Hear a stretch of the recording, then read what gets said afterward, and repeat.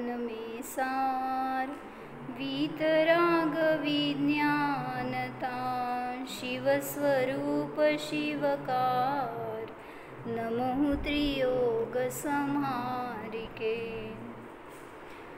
मुनि सकल व्रती बड़भागी, भवभोगन ते वैरागी, वैराग्य पावन माई, चिंते अनुप्रेक्षा भाई, इन चिंतत सम सुख जागे, जिमि ज्वलन पवन के लागे, जब ही जिय आत्म जाने, तब ही जिय शिव सुख ठाने, जौवन गृह गोधन नारी, हय गय जन आज्ञाकारी, इंद्रिय भोग छिन थाई, सुरधनु चपला चपलाई, सुर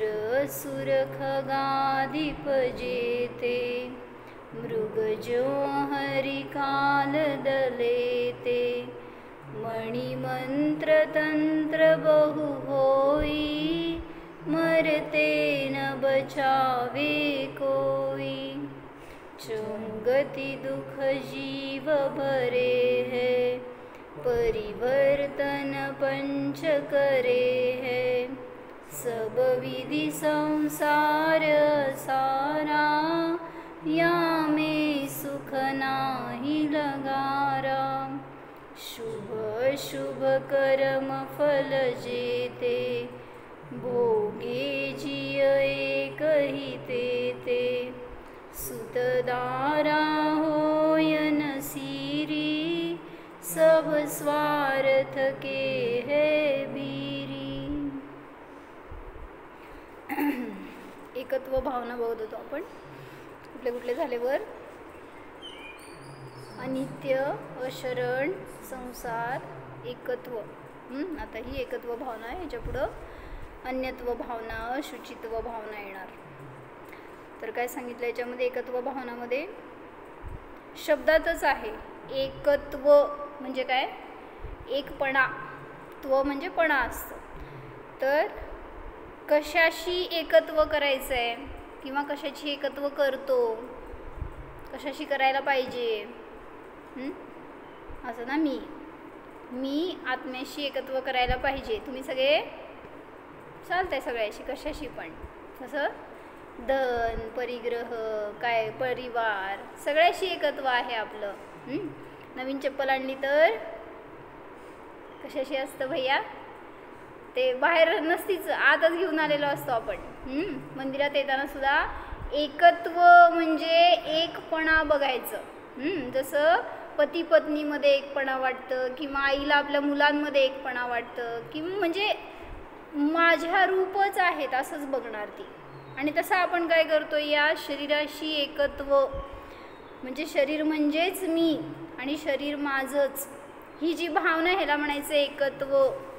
काय होतं ह्याच्यानी, एकत्व केलं तर काय होतंय कोणाला, तर माहिती आहे त्याचं फळ दुःख आहे, तरी सुद्धा ह्याच्याशी एकत्व आहे की नाही. शरीर कोणाचं, माझं. मग हे जे एकत्व करतो ना, त्याच्यामुळंच जीव काय होतो, दुःखी होतो. आणि मग जे सगळं शरीराचं चालू आहे ना, सगळ्याला भोगतो. म्हणजे शरीराला जखम झाली, शरीराला रोग झाला, शरीराला मरण आलं, सगळ्याला तो जीव स्वतः भोगतो. म्हणून सांगितलं की पहिला ह्याच्याशी एकत्व तोडा ज्ञानातून. जसं म्हणलं की वर कपडे घातलेत, हे आपण हे भिन्न आहेत, ह्याला जाणतो आपण हे वेगळं आहेत म्हणून. तसं हे शरीराला वेगळं मानत नाही ना, म्हणून त्याच्याशी आपण आत्मा आणि शरीर असं एक रूप बघतोय, आणि म्हणून त्यातलं भेद समजत नाही. म्हणून सांगतायत काय अर्थ, सांगा काय होतं. शुभ अशुभ कर्म फल जेते. अर्थ सांग.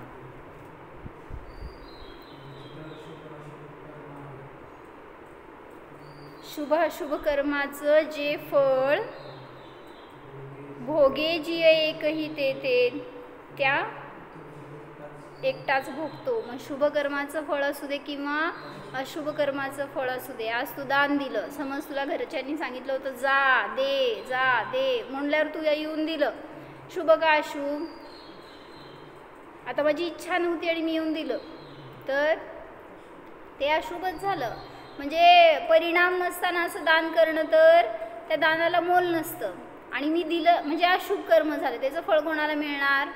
मलाच मिळणार आहे. आणि जर मी स्वतः इच्छेने प्रेरणेने येऊन मी दान केलं, सेवा केली तर त्याचं फळ कोणाला? मलाच आहे. म्हणजे शुभ फळ असू दे किंवा अशुभ कर्माचं फळ असू दे, मी एकटाच भोगतो, माझ्यासोबत कोणी नाही. जसं मुलांवर संस्कार करण्यासाठी हात धरून मंदिरात आणतात आई वडील, मग मुलाला अजून समजत नाही समजा, त्यावेळेस त्यांनी आणलं आणि दर्शन करवलं, मग त्यांनी तुम्हाला धर्माला लावलं, मग त्यांना फळ मिळायला पाहिजे का नको? तुम्ही धर्म केला तर त्यांना फळ मिळणार की नाही मिळणार? नाही का?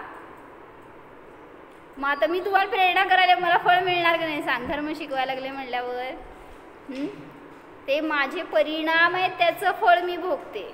ते कोणी आलं गेलं, कोणाला शिकवलं नेलं ह्याचं फळ नाही. तर ठीक आहे, तुम्ही एक निमित्त म्हणून झालात दुसऱ्याच्या धर्म काय आचरणामध्ये, पण म्हणून त्याचं फळ तुम्हाला मिळणार नाही. नाहीतर मग कोणी पाप करेल जाऊन मंदिरात जाऊन तरीसुद्धा मग त्याचं फळसुद्धा मला भोगावं लागणार. म्हणजे असं तर नाही. म्हणून सांगतायत काय, शुभ कर्माचं फळ असो किंवा अशुभ कर्माचं फळ असो, जे जे काय आहे ते जीव एकटाच भोगतो त्याला. ते भोगण्यामध्ये कोणी पण तिथं पार्टनर नसतो. सुतदारा होयन सिरी, काय सांगितलं होतं अर्थ? सिरी म्हणजे साथीदार किंवा काय म्हणायचं पार्टनर म्हणल्याचं का आता. सुत म्हणजे मुलगा, दारा म्हणजे स्त्री, हे कोणीसुद्धा तुमच्या त्या कर्मफळामध्ये साथी होऊ शकत नाही. सगळे स्वार्थाचे सोबती असतात, म्हणजे सगळे स्वार्थी असतात. जसं सांगितलं होतं ना ते की अंगुलीमाल नावाचा चोर होता आणि तो जंगलात राहायचा आणि खूप भयानक खुंकार होता, त्याला माणसाचं त्रास व्हायचा म्हटल्यावर तो कोणत्या रस्त्यावरनं जाणार, त्याला लुटणार आणि मारून टाकणार. तर ते मारून त्यांच्या काय म्हणायचं अंगुली बोटांची माळा करून तो गळ्यात घालायचा, म्हणून त्याचं नाव होतं अंगुलीमाल. तर घाबरायची लोक सगळी, त्याला त्या रस्त्याने जायचीच नाहीत. आणि एक दिवस काय झालं, एक महाराजजी निघाले होते त्या रस्त्यावरून आणि का त्यागी कोणी तपस्वी असे, तर ते चालले होते म्हटल्यावर लोकांनी अडवलं, तुम्ही जाऊ नका तिथं, तो चांगला नाही आहे स्वभावाने, तो मारून टाकतो, तो लुटतो वगैरे. मग त्यावेळेस ते साधू म्हणाले की माझ्याकडं काय आहे लुटायला, म्हणले मला तो काय करू शकणार नाही, तुम्ही घाबरू नका म्हणले त्या सगळ्या आदिवासींना. आणि ते त्यागी आत गेले आणि ते जाऊन तिथं ध्यानाला बसले होते. मग याला कळालं कुठून तरी की कोणीतरी मनुष्य बेधडक माझ्या एरियामध्ये आला आहे. तर कोण आहे म्हणून तो जाऊन बघायला गेला, तर ते तपस्वी होते, त्यांच्याजवळ फक्त कमंडलू होतं, दुसरं काहीच नव्हतं.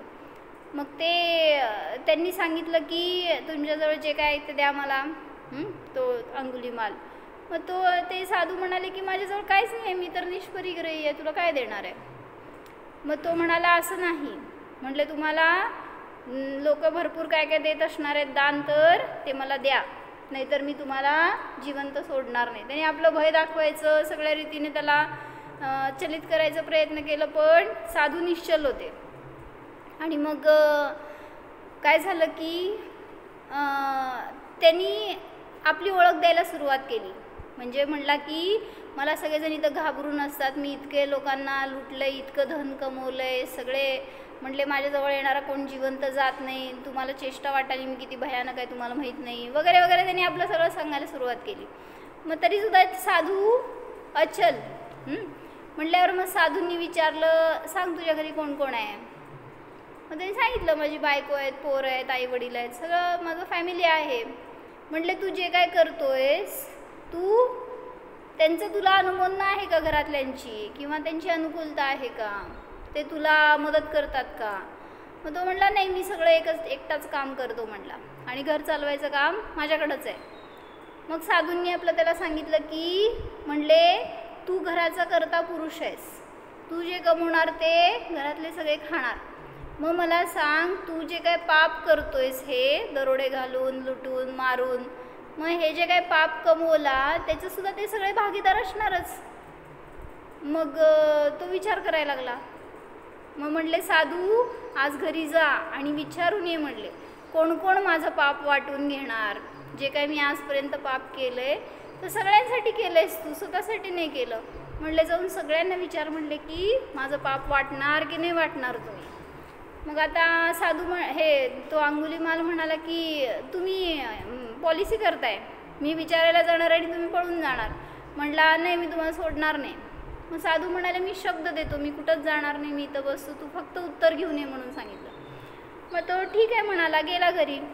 पहिल्यांदा विचारलं वडिलांना, म्हणले मी इतकं मोठं काम करतो, इतकं सक्सेस मिळालं आहे मला, मग तुम्ही सगळेजण त्याचे भागीदार आहात. वडील म्हणाले हे असलं काही नाही, मी माझं काम केलं आहे. जेव्हा आयुष्यभरामध्ये मी चोरी केली त्यावेळेस माझं काम मीच केलं आहे, माझं फळ मीच भोगणार आहे, तुझं तुझ्यापाशी. मग त्याला वाईट वाटलं पहिल्यांदा. मग दुसरं कोण होतं, पत्नी. पत्नीला म्हणाला की तू माझं अर्ध दुःख अर्ध पाप वाटून घेणार की नाही. म्हटला एवढं मी तुमच्यासाठी कष्ट करतो. तर त्यावेळेस पत्नी काय म्हणाली की पापाचं भागीदार कोण नसतो म्हणाली, पाप तर तुमचं तुम्हाला भोगायला लागणार आहे. जे धन आणलं त्याचं मी भागीदार आहे. म्हणजे ते माळ बिळ आणायचा काहीतरी म्हणल्यावरती सगळं घ्यायची ते, पण पापामध्ये मी तुमच्या काय मी कॉन्ट्री करू शकत नाही. पोरांकडे गेला, पोरं म्हणली अजून आम्हाला इतकी मोठी लाईफ आहे पुढं आणि काय आम्ही करणार आहे म्हणले तुमचं पाप घेऊन. हे सगळं ऐकल्यावर त्याला शॉक बसला. म्हटलं त्याला वाटायचं आजपर्यंत घर माझ्याबरोबर आहे, सगळी फॅमिली माझ्याबरोबर आहे, पण कोण कोणाबरोबर असतं. काय ते सुख में सब साथी दुःख में न कोई, काय म्हणायचं काय ते असंच आहे एक लाईन ती. सुखामध्ये सगळे सोबती असतात, दुःखामध्ये कोणी नसतं. तर त्यावेळेस तो हे लावला गेला असा आतून त्यांचं उत्तर ऐकून, आणि असं हिरमुस लावून तो साधूंकडे आला आणि तो म्हणाला तुम्ही म्हणता ते बरोबर आहे. म्हटला की माझ्या पापामध्ये कोणी पण मला भागीदारी करायला तयार नाही आहे, मग मी कशाला पाप करू म्हटलं एवढं. पहिल्यांदा साधूंनी त्याला सांगितलं होतं की हे पाप आहे, तू करू नकोस, तुला याचं फळ फार वाईट भोगावं लागेल. मग त्यावेळेस त्यांनी सांगितलं होतं साधूंनी की तुझं फळ तुलाच भोगावं लागणार, तुला कोण भागीदार नसतं. मग त्यावेळेस त्यांनी ऑब्जेक्शन घेतलं होतं की घरातली लोकं आहेत माझ्याबरोबर, आणि म्हणून साधूंनी सांगितलं होतं जाऊन टॅली करून ये. पण त्याला ते दिसल्यावर तो म्हणाला की खरोखर कोणी माझं नाही जगामध्ये आणि कोणी माझं पाप वाटायला तयार नाही आहे. मग मला माझं पाप भोगायचं तर मला त्याच्यापुढं पापच करायचं नाही. मग त्या साधूंच्या वचनाने त्याला पश्चाताप झाला. त्यांनी नियम केला की मी याच्यानंतर कधी चोरी करणार नाही, आणि मग चोरी सोडून दिली आणि तो त्यांच्याबरोबर राहू लागला. पण चोर होता ना आता जातीने, आणि सगळ्यांना माहिती होतं म्हटल्यावर त्याला साधूबरोबर राहून उपयोग नव्हता. कोण त्याला साधू मानणार आहे का त्याला काय नमस्कार करणार आहे. आता चॅलेंज होतं त्याच्यासाठी एक लाईफमध्ये. तरी पण तो त्यांच्याबरोबर राहू लागला त्या साधूंबरोबर, आणि साधूंकडनं शिकायचं काय आपलं अध्ययन करायचं हे सगळं काम करायला लागला. आणि मग आता साधू गावात राहणार, तो जंगलात राहत होता. आता गावात जायचं म्हणजे सगळ्या लोकांना फेस करावं लागणार ज्यांना की यांनी लुटलेलं होतं कधी कधी, आणि मग चॅलेंज होतं एक त्यासाठी, आणि तो तरी पण तयार झाला. आणि मग साधू जिथं जाणार तिथं त्यांच्याबरोबर जाणार, भोजनाला बसणार, पण देणाऱ्यांना असं विमनस्क असणार देणारे, ह्याला कशाला आम्ही खाऊ घालायचं, हे काय साधू आहे का. पण तरी आता त्याला द्यायचं, आता साधूंबरोबर आहे म्हटल्यावर देऊ लागले. मग आता अनेक वेळा असं झाल्यावर एक दिवस साधूंनी काय सांगितलं, गुरूंनी त्याला म्हणले आज भिक्षापात्र घेऊन तुला एकट्याला भिक्षा मागायला जायचं आहे, जा म्हणले. मग तो म्हणाला की मला कोण भिक्षा देणार नाही म्हणाला, सगळ्यांना मी वैरी वाटतोय अजून पण कोणी मला भिक्षा देणार नाही. मग त्यावेळी साधूंनी सांगितलं की ते वैर संपवायसाठीच हे करायचं आहे आपल्याला प्रयत्न, आणि तुला जावंच लागणार, कारण तुझी सोय मी किती दिवस करणार, तुला सगळी सोय करावी लागणार तुझी. तर त्यांनी तयार झाला, जे काय होईल कंडिशन असेल ती भोगायला तयार आहे. आणि मग तो भिक्षापात्र घेऊन गावात गेला. श्रुती काय झालं, गावात गेला तो. आणि मग तो ज्या पण दरवाजापाशी जातोय त्यांनी दरवाजे लावून घ्यायला लागले. हा भिक्षा मागतोय तर ते दारं बंद करून घ्यायला लागले, किंवा मग हाक मारतोय, कोणाला बोलवतोय तर कोणी न बघितलं सगळं आत निघून जाऊ लागले.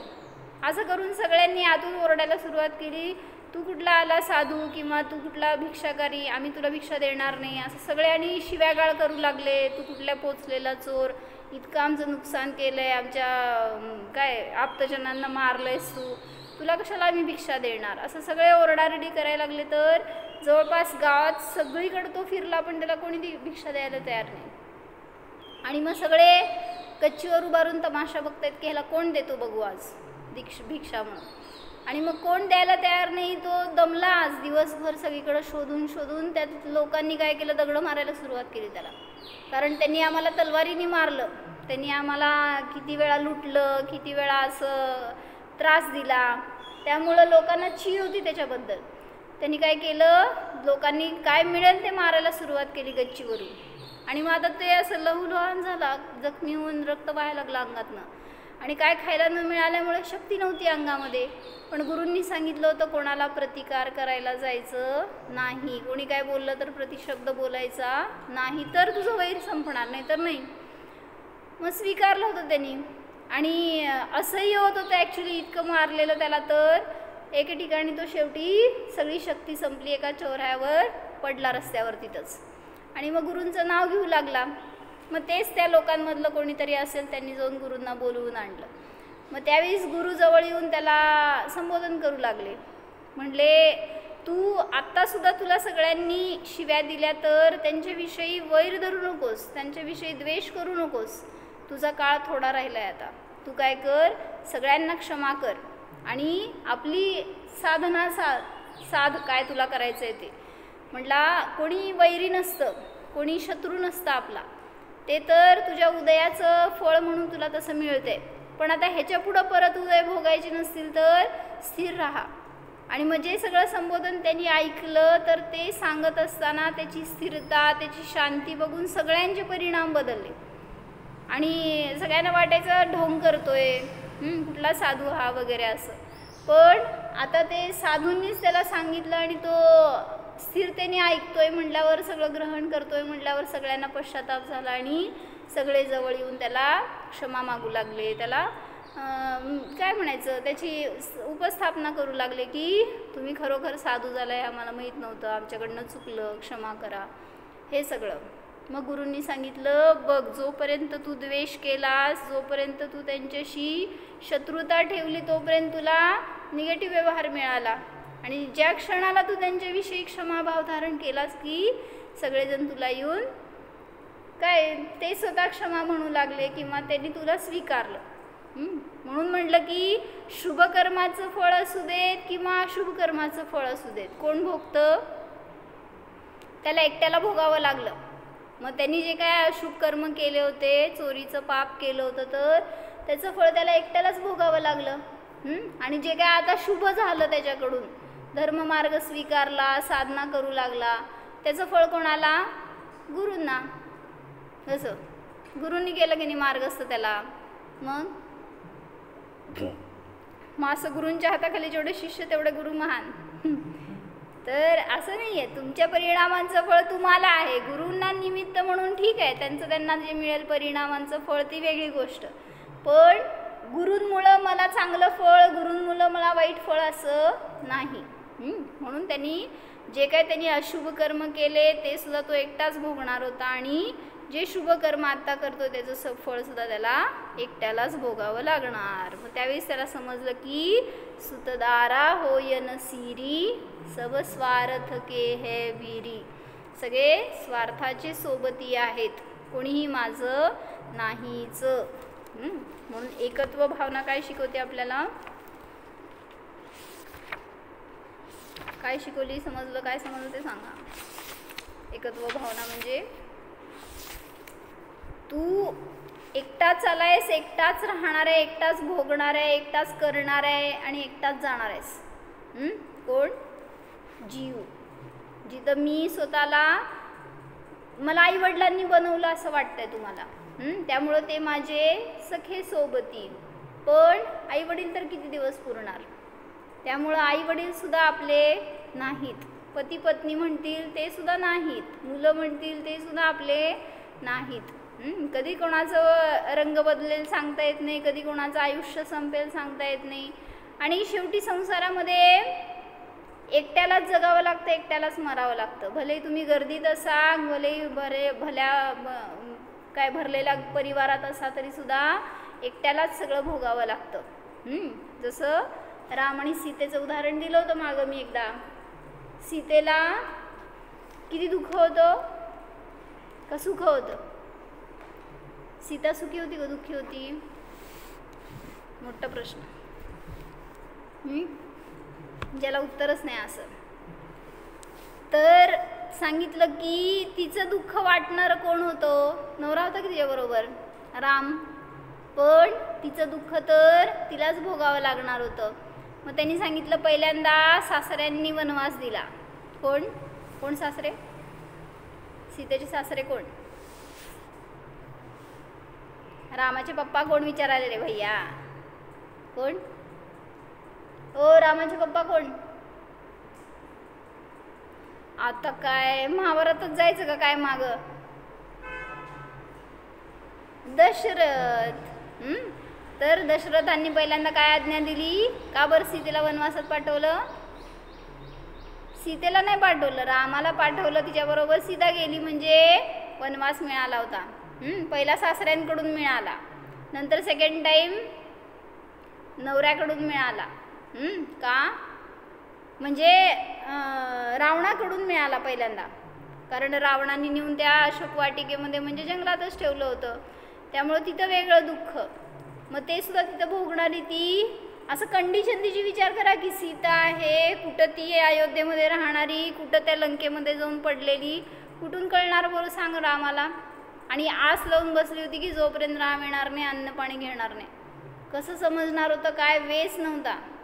तरी पण इतका विश्वास जबरदस्त की आणेवाला आहे, ते येणार आणि मला घेऊन जाणार.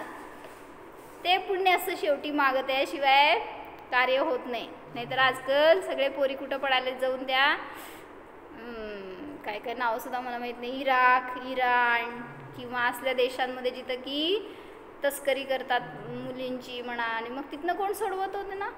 काय येत नाही राम तिथं जायला मग त्यांना सोडवायला? ते पण सगळे सीताच ना.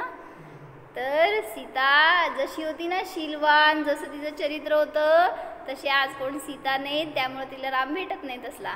म्हणून सांगितलं की पहिल्यांदा सासऱ्यांनी वनवास दिला ते दुःख, नंतर रावणाने दिला, त्याच्यानंतर घरी आली तर पुन्हा रामाने परत वनवास दिला. म्हणजे इतक्या वेळा वनवासात गेली पण वनवासी नाही झाली ती, म्हणजे संन्यासी नाही झाली. मग तिला सांगितलं ना मागच्या वेळेस एकदा की तिच्या वैराग्याचे अनेक प्रसंग आले तिला जीवनामध्ये, पण ती वैराग्याला नाही प्राप्त झाली होती. व्हायला पाहिजे होतं म्हणजे सगळं रामायण झालं नसतं तिच्यामुळं. पहिलं कधी आला प्रसंग? जेव्हा तिचं स्वयंवर झालं. त्यावेळेस तिथं राम हे भूमिगोचरी आणि बाकी सगळे मोठे मोठे विद्याधर आले होते तिचं स्वयंवर तिला करण्यासाठी म्हणून. पण ती बाकीच्या कोणाच्या नाही तर रामाच्या गळ्यात हार घालती. कारण तिची अट होती ना, ते जो गांडीव धनुष्य उचलणार त्यालाच मी हार घालणार म्हणून. आणि यांनी उचलला म्हणल्यावर यालाच घातला हार. तर सगळे बाकीचे चिडले की आमचा अपमान करते ही, आमच्या समोर तो तुच्छ. भूमिगोचरी त्याच्याकडे काही विद्या वगैरे नव्हत्या. मग आम्ही इतके विद्यासंपन्न मोठे मोठे राजे असताना आमच्यासमोर त्याला हार घालती म्हणजे हा आमचा अपमान आहे. मग त्यांनी आमच्याबरोबर युद्ध करावं आणि जिंकून सीतेला न्यावं. मग तिच्यामुळं पहिल्यांदा युद्ध झालं तर त्यावेळेस तिला विरक्त व्हायला पाहिजे होतं ॲक्च्युली. माझ्यामुळे इतके सगळेजण भांडतायत किंवा लढतायत. मग तिने पहिला चान्स सोडला. दुसरं, जेव्हा दशरथाने वनवास दिला तेव्हासुद्धा ती स्वतःहून जर स्वीकारून संन्यास घेतली असती तर वनवासात राहून उलटं साधना केलं असतं. पण परिवारासहित वनवासामध्ये मोहीच राहिली. त्यामुळं निर्मोहाची साधना नाही झाली. तिसरं, जेव्हा रावणाने सोडलं, रावणाने नेलं वनवासामध्ये म्हणजे जंगलमध्ये, त्यावेळी सुद्धा तिच्याकडे चान्स होता. जर ती म्हणली असती मी दीक्षा घेणार आहे तर रावणाला काहीच करता आलं नसतं. न बंदिस्त करून ठेवता आलं असतं, न त्याच्यावर जोर करता आला असता. त्यामुळं तिथं पण तिने चान्स सोडला. तिसरा. चौथा, जेव्हा रामाने तिच्यावर आळ घातला आणि लोकांनी अपवाद केला तिचा, त्यावेळेस सुद्धा तिला चान्स होता की सगळं सोडून जर दीक्षा घेतली असती तर तेव्हा सुद्धा नाही राहत परत. जेव्हा लवकुश बरोबर झालं युद्ध रामाचं, मग त्याच्यावेळी समजलं रामाला की ही आपलीच मुलं आहेत, त्यावेळेस तिथं ती घरी परत यायला निघाली, त्यांनी बोलवलं म्हणून. पण आल्यावर परत म्हणले की शीलाची परीक्षा म्हणून अग्नी परीक्षा द्यावी लागेल, त्याशिवाय सिद्धी कसं करणार की तू शुद्ध आहेस. मग त्यावेळी सांगितलं की तुम्ही मला काय म्हणाल ते तयार आहे मी करायला. शीलाची परीक्षा दे एवढं सांगितलं. तुम्ही मला जर विष खा म्हणलं तरी मी खायला तयार आहे, गर्दन मोडून दे म्हणलं तरी तयार आहे, अग्नी परीक्षा दे म्हणलं तरी मी तयार आहे. कारण मला त्याच्या आणि जेव्हा हे बोलला ना राम की तुला शीलाची परीक्षा द्यावी लागेल, तिथं तिचं तुटलं प्रेम, काय म्हणायचं, सुटला मोह सुटला रामाशी. म्हटले राम इतके कठोर असू शकतात. जेव्हा रामाने म्हटलं तुला अग्निपरीक्षा द्यावी लागेल ना, सगळा मोह सुटला. असं वाटलं होतं की पहिल्यांदा राम म्हणजे झुरत असणार माझ्याशिवाय, त्यांनी जगू शकणार नाहीत म्हणून मला घेऊन चाललेत घरी. पण एकेका प्रसंगांमधनं जसं जसं तिला समजायला लागलं ना परिस्थिती, तसं तसं त्यांच्याविषयीचा मोह कमी होत गेला. आणि जेव्हा लास्ट त्यांनी सांगितलं अग्निपरीक्षा, तर म्हणून तिने ती परीक्षा देण्याच्या आधीच नियम केला, जर मी ही परीक्षा उत्तीर्ण झाले तर संयमाचाच मार्ग घेणार. म्हणजे जरी नसती झाली तर त्या आगीतच जळून मरणार होती, म्हणजे तर घरी जायचा प्रश्नच नव्हता. आणि जर झाली पास आणि मग राम तर उभारलाच होता चल म्हणायला, आता मग घरी जाऊन राहणार कसं सांग की, विचार काय असणार मग. ज्यांनी माझ्यावर असा आरोप लावला, ज्यांनी शंका केली माझ्यावर, आणि मग यांच्याबरोबर मी संसार कसा करायचा. मग त्यावेळीच तिला वैराग्य झालं. पण एवढ्या आधीच्या प्रसंगांमध्ये झालं असतं तर रामायण ऐकायला मिळालं नसतं तुम्हाला. म्हणजे रामायणामध्ये सांगितलं की प्रत्येकाला आपलं आपलं फळ स्वतंत्र भोगावं लागतं. म्हणून एकटाच आहे सुखदुःखाचा भोगी, दुसरा कोणी नसतो. सगळे असे तिथं समोर उभारलेले असतील. लवकुश म्हणजे राम म्हणजे तद्भव मोक्षगामी, त्यांच्यासमोर तिला अग्नीत जळायला जायला लागतंय. म्हणजे इतकं तिला वाईट वाटलं पहिल्यांदा की यांचं सगळं खेळ आणि मला कशाला मारतायत. पण धर्माची साथ असल्यामुळं सगळ्या परीक्षांमध्ये ती तयार, जे काय तुम्ही माझी परीक्षा घ्याल त्याच्यामध्ये मी रेडी आहे, असे तिचे भाव. आणि त्यामुळं जे तिने नंतर ते योगायोग होता की तिने अग्नीमध्ये प्रवेश केला, त्यावेळेस पाणी कसं झालं त्याचं, विद्याधर. आणि मग ते चालले होते कुठंतरी केवळ ज्ञान कल्याणिक झालं होतं आणि तिथं जाऊन येत होते परत का चालले होते असं. आणि मग त्यांना कळलं की खाली एका सम्यक दृष्टीवर संकट आलंय. देव होते बहुतेक, कविंतर होते, विद्याधर होते कोणीतरी.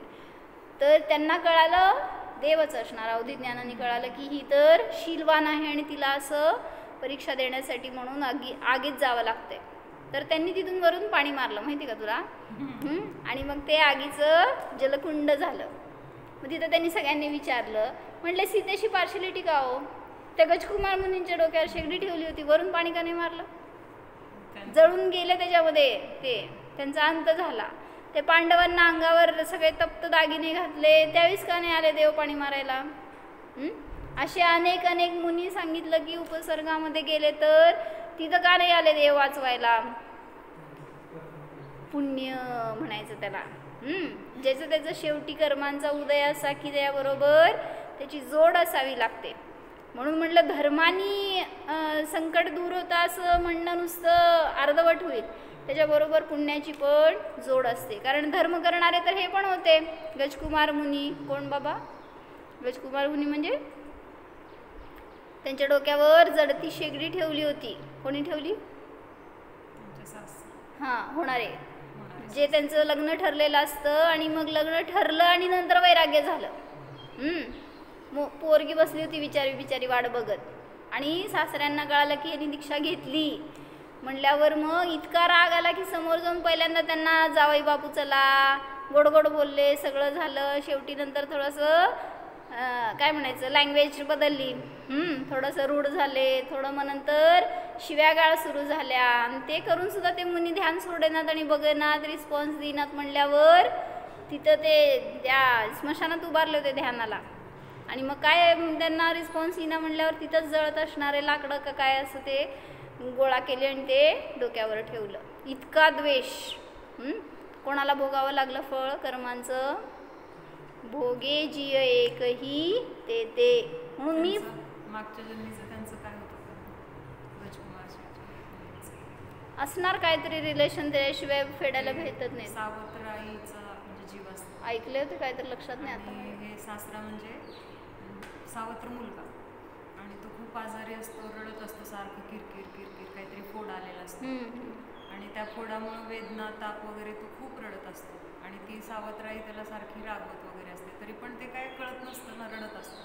मग ती रोटल्या करत असते, ती रोटली फुगवलेली त्या जखमी त्या फोडावर ठेवते आणि त्यामुळं ते शेगडीचं त्यांना भोगावं लागलं. काय समजलं? जे गजकुमार मुनी होते ती सावत्र आई होती का उलट?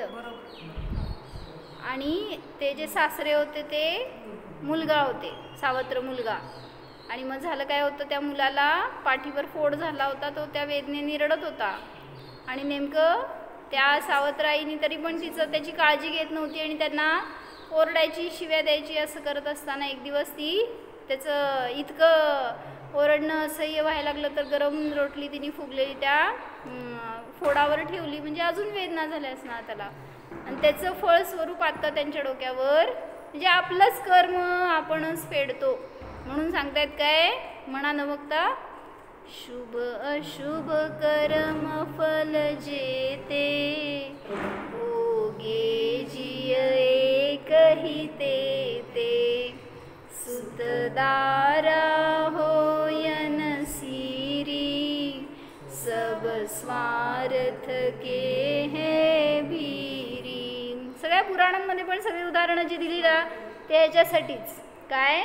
एकत्वाचं अनुभव करा. म्हणजे मी जर स्वतःशी एकत्व नाही करेल, पराशी एकत्व करेल तर नियमाने मला दुःखरूप फळ भोगावं लागणार. म्हणून सगळ्यांना आपल्याला काय वाटतं की मिळून मिळून करायचं. काय करायचं ईशान? मिळून काय करायचं? मिळून ट्रिपला जायचं, मिळून स्वाध्याय करायचं, हो ना? मिळून करायला चालतंय का नाही स्वाध्याय? तर ते एका पंडितांनी सांगितलं, म्हणले भलेही सामूहिक स्वाध्याय म्हणून नाव देता तुम्ही, पण म्हणले ते सामूहिक स्वाध्याय तरी असतो का? म्हणले एकाचं तोंड एकीकडे असते, दुसऱ्याचं दुसरीकडे असते, ते सांगणारा सांगत असते म्हणजे मी, आणि तुम्ही सगळे तिसरीकडेच असता. असं म्हणजे एका वेळेस जर सगळे एकच टॉपिक शिकताय तर सगळ्यांना एकच परिणाम असायला पाहिजेत, एकाच टाईपचं बंद व्हायला पाहिजे, एकाच टाईपचं फळ मिळायला पाहिजे, पण तसं दिसत नाही का? कारण तुम्ही इथं नसता, कुठं गेलाय? असं सगळीकडे फिरत असता तुम्ही, मला माहीत आहे. फिजिकली इथं असता पण मेंटली कुठेतरी दुसरीकडेच असता. त्यामुळं त्याचं फळ तुम्हाला भोगावं लागणार. इथंच आहे ना आता ईशान? कुठं जाणार तिथं फळ भोगावं लागणार बघ. नाही तर म्हणून सांगितलं की एकत्व भावना सांगते की मी परापासून भिन्न आहे आणि स्वतःशी एकत्वरूप परिणत असेल तर, किंवा स्वतःशी एकत्व केलं तर जगामध्ये कुठेही जावा तुम्हाला दुःख हे फळ मिळणार नाही. कारण माझ्यामध्ये सुख आहे, त्या सुखाशी मी एकत्व केलं आहे, त्यामुळं मला बाहेर कोणी दुःखी करणारं नाही. सकाळचं गोष्ट काय सांगितली होती त्या टीचरची?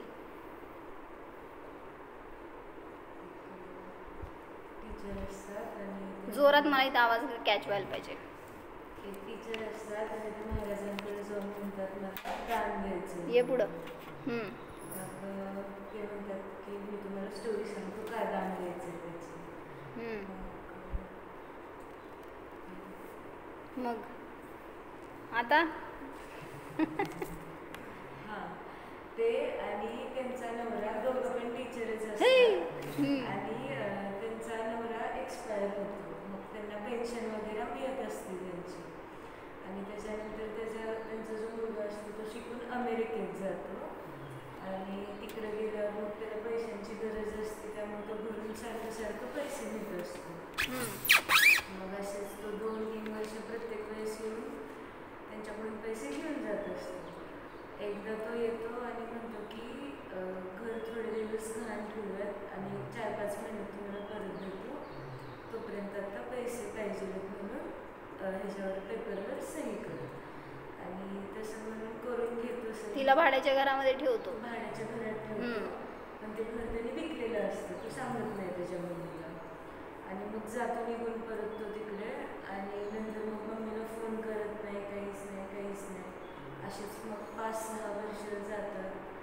मग नंतर त्या महाराजांकडे जातात आणि म्हणतात की आता मी एवढ्या संपत्ती. तेव्हा तिला कळालं 2 वर्षांनी तिला कळालं की अजून मुलगा का येत नाही आहे, घर कधी मिळणार, म्हणून ती त्या घरी जाऊन कन्फर्म तर तिला कळालं की घर तर त्यांनी विकून गेला होता. आणि आता मग तो परत त्यांनी फॉलोअप पण ठेवलं नाही, कशी आहे काय आहे तिचं काय हालचाल विचारायला वगैरे. म्हणून तिला आता वैराग्य झालं की कोण मुलगा, असं मुलगा वाईट वागल्यावर मग तुम्हाला समजतं मुलगा माझा नाही.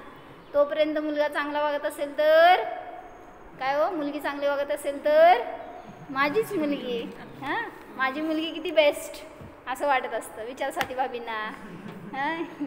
म्हणजे तुला दीक्षा घ्यायचं म्हटलं तर आई काय म्हणणार सांग, लई शाणी झालीस बस घरात. कसं मग पहिल्यांदा तुला श्रुतीच म्हणणार नाही मला दीक्षा घ्यायची म्हणून. म्हणजे जेव्हा तिथं मुलं वाईट वागतात त्यावेळेस तिथं ते समजतात की हे भिन्न आहेत. काय मुलगा माझा की नाही, कोणाचं, मुलं चांगले वागतात की नाही, काय मुलं चांगली आहेत का नाही, काय हो हसू नका मला उत्तर द्या, सांगत नाही मी कोणाला. चांगलं वागली तर त्यांच्याशी मोह जोडला जातो, त्यांच्याबद्दल एकत्व होतं. आणि वाईट वागली तर आपल्याला मोक्ष मार्ग प्रशस्त होतो, म्हणजे आपल्याला एकत्व आपल्यामध्ये करता येतं. आणि मग म्हणून उलटं वाईट वागा म्हणायचं सगळ्यांना का, मग तर तुम्ही धर्माकडे याल. नाहीतर लोक सगळे घरातले छान म्हणल्यावर सगळे घरातल्यांबरोबरच बसतात, कुठं धर्म आठवतो का काय, देव आठवतात, गुरु आठवतात. म्हणून सांगितलं कुठेही असला तरी सुद्धा एकत्व भावना सांगते की तुम्ही एकटेच आहात संसारामध्ये. कुठेही फळ भोगायचं तरी सुद्धा कोणी तुमच्यासोबत असणार नाही. एक जण आले होते अम्मांकडे आणि त्यांनी प्रतिक्रमण करायसाठी म्हणून आले होते. तर काय झालं विचारलं अम्मांनी, त्यांनी सांगितलं की कुठंतरी ते शिकायला बाहेर होते आणि तो मुलगा त्याच्या मित्रांबरोबर कुठंतरी फिरायला म्हणून बसमधून चालले होते आणि बस कुठंतरी एके ठिकाणी थांबली म्हणल्यावर सगळे उतरले होते खाली. तर त्यांना एक दृश्य दिसलं समोर की एका मुलाला 4-5 मुलं मिळून मारतायत आणि त्याला जमिनीमध्ये गाडतायत. असं सगळं दिसलं, ते त्याला बघून शॉक बसला आणि त्याला वाचवायला जाता आलं नाही असं सगळं काय, कारण ते सगळे जास्त जण होते, शक्तिशाली होते. मग त्यांच्यासमोर जाऊन ह्यांनी विरोध पण केला नाही किंवा काय त्याला वाचवलं पण नाही कसल्या रीतीने. म्हटल्यावर ते त्याच्या काय म्हणायचं इम्पॅक्ट झाला जरा त्याच्यावर की तर त्यावेळेस तो मुलगा अमानकडे आला आणि तो इतका डिप्रेस्ड होता की मला असं दिसलं किंवा मी नाही काय करू शकलो, म्हणून त्यांनी येऊन अमानकडे प्रतिक्रमण मागितलं की असं का उदय आला मला, किंवा मी काय करायला पाहिजे होतं, किंवा मला याचं काय फळ मिळेल असं वगैरे. अम्मांनी सांगितलं एक तर विरोध करायला पाहिजे आपण अशा ठिकाणी एका शब्दाने तरी, नाही तर अशा ठिकाणी थांबायचं नाही, कारण तुमचं अनुमोदनेचा दोष लागतो. जर मी जिथं विरोध नाही करत, जिथं मी नियम नाही करत, तिथं आश्रव चालू असतो. त्यामुळं ते काहीतरी पूर्वीचं असं केलेले असणार फळ त्याचा आपल्याला असा आत्ता उदय आला की ते दृश्य नको ते बघायला मिळालं. आणि आता ह्याचं पुन्हा फळ भोगायला लागून ह्याच्यासाठी स्वतः पश्चाताप करा की असं मला चुकीचं दृश्य बघायला मिळालं वगैरे. आणि मग त्यांना काय आम्हाने संबोधन केलं, प्रायश्चित्त दिलं वगैरे. म्हणजे कशासाठी मला म्हणायचं होतं, सगळे तर एकत्र गेले होते की सगळ्यांना ते दृश्य दिसलं असणार आहे, पण सगळ्यांच्या कर्माचं फळ वेगळं वेगळं. तेच की सगळे असं लहान होते हो हे, आणि ते मोठी मोठी त्यामुळे हे पुढं नाही गेले किंवा तेवढी हिंमत नसणार. आणि आज कुठं बाहेर आहेत म्हणल्यावर अशा ठिकाणी त्यांनी विरोध करत, शाळेत शिकणारी कॉलेजमध्ये असं गेलेली आणि तिकडची ती पोरं असतील ती बाहेरची मोठी असं काय. त्यामुळं ते त्या फंद्यात पडायला नको म्हणून त्यांनी त्याच्यामध्ये विरोध केला नाही. असंच करतो हे वड्र वगैरे सगळं ते डुकरांना समोर मारतात, आपण काय करू शकतो? अक्षरशः समोर असं रोज चाललेलं असतं. का असं फळ आपल्याला मिळालं? म्हणजे हेच सांगतायत ना की ह्याच्यापेक्षा सुद्धा भयंकर फळ दिसणार आहे पुढं पुढं. तर षष्टम काळाचं काय रूप आहे माहिती आहे ना? समोर माणसाला माणूस मारून खाणार. मग काय तुम्ही तिथं सहन करू शकणार आहे का? काय तुम्ही पण त्याच प्रवृत्तीचे असणार आहे त्या काळामध्ये जन्मणार. तर त्यामुळं असलं फळ नकोय ना बघायला ईशान, म्हणून स्वतःला सुरक्षित करा. कशाने? धर्माने. जो धर्म परिणामात राहणार ना त्याला असलं कसलंही दृश्य बघायला मिळणार नाही. मग मला हेच विचार येतो, आमच्या गल्लीमध्ये मागं सांगितलं होतं ना, गल्लीत मागच्या साईडला आमच्या असं मुलांची तालीम आहे. तिथं तालमीला पोरं येतात आणि ते प्रॅक्टिस करून जातात. पण ते एक स्थान झालं आहे ना त्यांच्यासाठी. ते संध्याकाळी सगळे बसणार आणि मग काय व्यसनं असतील ते सगळं करायचं, तसलं ओरडारडी करायचं, मारामारी काय शिव्या गाळ करतात असं कधी कधी. तर ते मला म्हणायचं की घर आमचं तिथंच आहे अनादीपासून, म्हणजे आम्ही जेव्हापासून आहे तेव्हापासून, आणि ते तालीम पण तिथंच आहे. मला म्हणायचं आम्हा पण तिथंच राहत होत्या. पण त्यांना असलं कधी मिळालं नाही ऐकायला बघायला. आम्ही का भोगतोय? आम्हाला का तसं कधी ऐकायला मिळतं? म्हणजे मला तर असं लय वेळा वाटतंय जेव्हा मी गेले, आणि कधीतरीच असतं ते, सारखं असतं असं नाही. पण मला असं विचारायला मी आल्यावर का असं काय फळ मला ऐकायला कानावर पडतात शब्द किंवा ते त्यांचं वाद वगैरे. आपण त्या संयोगात असायला म्हणजे माझं पाप हे, आणि मी नसताना ते काय करत असतील तर ते त्यात माझं कॉन्ट्रीब्युशन नाही काय. म्हणजे मला ते भोगायला नाही मिळणार होतं म्हणून मी इथं आहे. पण जेव्हा मी नेमका असायला आणि तिथं असं काय घडायला, ते नको नको ते शिव्या कानावर पडायला, मी काय भाव केले असं मी सारखं विचार करते. एकदा तर सामायिकाला बसले होते आणि नेमकं आमच्या खोलीच्या मागच्याच साईडला आहे ते तालीम. त्यामुळे ते रस्त्यावर काय चालतं सगळं ते पहिला खोलीतच ऐकायला येतं आम्हाला. आणि मी आपलं कोणाचं ध्यान करणार सांग?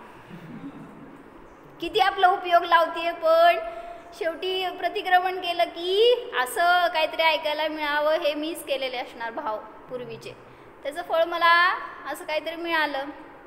म्हणजे भोगे जी एक ही, मी एकटीच होते तिथं, आत कोणच नव्हतं. म्हणजे कोणाला ऐकायलाच गेलं नाही. त्या दुसऱ्या खोलीमध्ये लय आवाज जात नाही, त्या खोलीत सगळ्यात जास्त आवाज येतो. आणि त्यामुळं मग मीच भोगलं एकटीने ते. भोगे जी एक ही ते म्हणजे निर्जरा करायची तर जाऊ देत, सगळे कानावर शब्द असे मुनींच्या समोर जाऊन शिव्यागाळ करत नाहीत का हो कोण. पण तिथं मुनी तटस्थ, कोणाविषयी न राग न द्वेष न गैरभाव, असं का करतायत, असं का बोलतायत, कायच नाही. कसं समता ठेवत असणार आहेत. मग तसं आपल्याला ठेवायला यायला पाहिजे ना, तशी शक्ती वाढवायला पाहिजे आपल्यातली. हां, विरोध करणारे असतात. आता आम्हाला नाही का झालं तसं. काय केलं, मंदिरात असताना तुम्ही इथून निघून जावं म्हणून सांगितलं. आता त्यागी आहे, मंदिरात दर्शन करायला आलेला, आणि तिथं त्यांना निघून जावं म्हणलं, त्यागीने काय करायचं? म्हणजे समाज सगळा एका साईडला आणि त्यांनी एका साईडला असं झालं. आणि मग तिथून जर उठून निघून गेले असते तर कसली प्रबळ शक्ती म्हणायचं. तिथंच बसल्या माताजी, म्हणल्या नाही जाणार नाही असं. म्हणजे गेल्या नाहीत त्या, तिथंच उपसर्ग समजून माताजी तिथंच थांबल्या. आणि मग सगळे पंढरपूरच्या बायका वगैरे त्यांना सपोर्ट करायला तिथं थांबले होते. आणि मग सगळ्यांना सांगितलं समजावून, माताजींनी पण समोर जाऊन समजावून सांगितलं. कारण माताजींनी विरोध केला होता की पंचामृताभिषेक करू नका.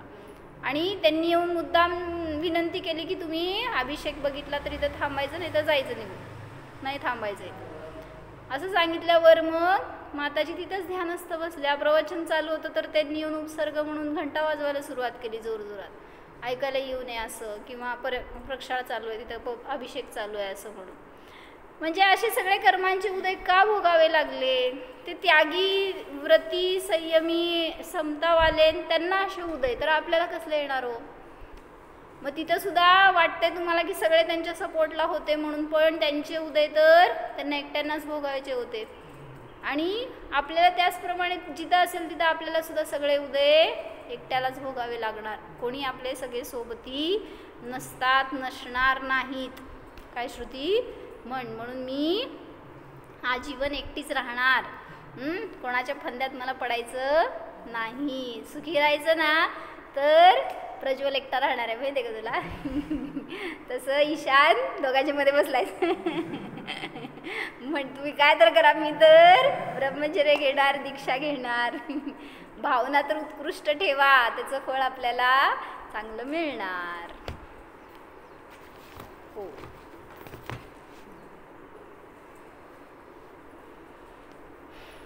जाणा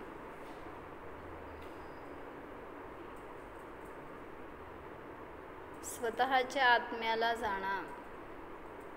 पहा, या संसारामध्ये हा मी एकटाच आहे.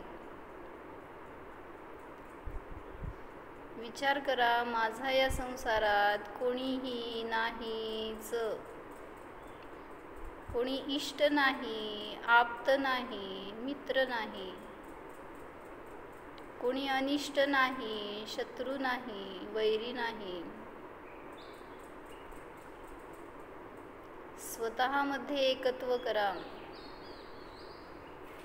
हे शरीर देखील माझे नाहीच.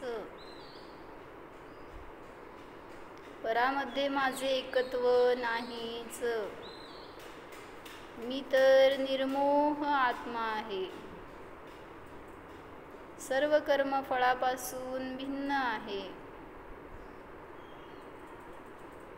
बस ज्ञाता मात्र आहे. समता मात्र आहे.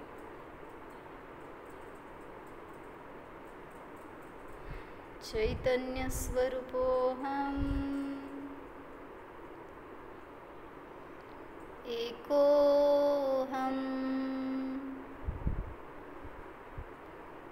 ओम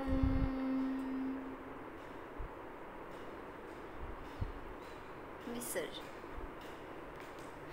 नमो हरि.